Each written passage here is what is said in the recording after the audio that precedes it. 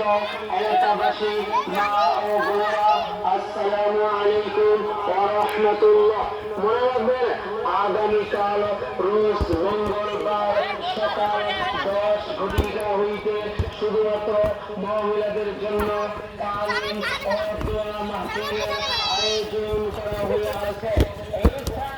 এই স্থান হাট আদিলপুর, দক্ষিণ কেলানপাড়া, জনাব নজরুল আলী মোল্লার বাড়ি প্রাঙ্গণ।